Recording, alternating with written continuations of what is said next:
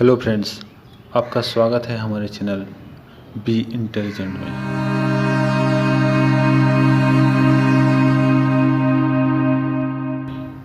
दोस्तों, आज हम आपके लिए लेकर आए हैं एक incredible informative video human evolution अर्थात मानव विकास के बारे में। सो फ्रेंड्स, ज़्यादा टाइम वेस्ट ना करते हुए चलिए शुरू करते हैं। दोस्तों, इस पृथ्वी पर मनुष्य के अस्तित्व में आने की जितने भी थियरीज हैं उन सब में सर्वमान्य थियरीज हैं चार्ल्स डार्विन की कर्म विकास। इसके अनुसार मनुष्य करीब 60 लाख साल पहले वानरों से विकसित हुआ और विकास की इस प्रक्रिया में करीब 2 लाख साल पहले आधुनिक मानव होमो सेपियंस की उत्पत्ति अफ्रीका में हुई। इसका मतलब यह है कि इंसान वानरों से कर्मिक रूप से विकसित होकर ही आज अपने इस रूप में अस्तित्व में है। वैज्ञानिकों के अनुसार मनुष्य के पूर्वज बंदर हैं और इन बंदरों में लगातार विकास होते रहने के बाद ही हम इंसान के रूप में विकसित हो पाए हैं। लेकिन आइए गौर करते हैं कुछ और बातों पर। अगर इंसान बंदर से विकसित हुआ है तो फिर आज भी हमें बंदर क्यों दिखाई देते हैं?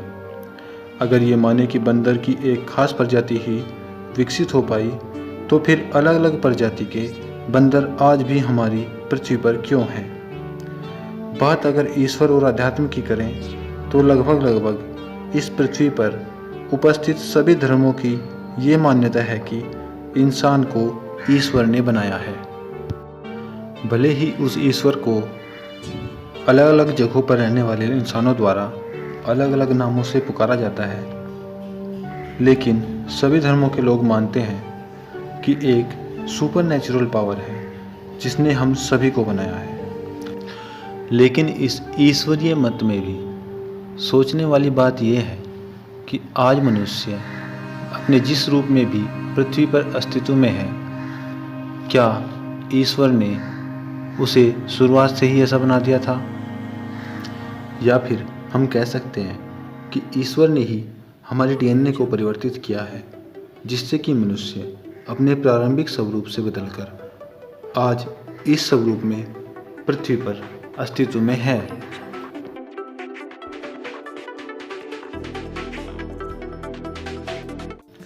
तो दोस्तों, अगर हम क्रम विकास और ईश्वरीय मत इन दोनों ही सिद्धांतों को आपस में मिलाकर देखें तो जिस तरह से मनुष्य की बुद्धि और शरीर का विकास हुआ है, क्या आपको भी लगता है कि ये सिर्फ क्रम विकास के कारण हुआ, या फिर सुदूर ग्रहों से आने वाले देवताओं ने हमारे जीन में म्यूटेशन किया जिससे हम इंसानों की बुद्धि और शरीर में दूसरे जीवों की अपेक्षा तीव्र गति से बदलाव हुए और हम इस पृथ्वी पर रहने वाले सभी जीवों से बुद्धिमान और उन्नत बन सके?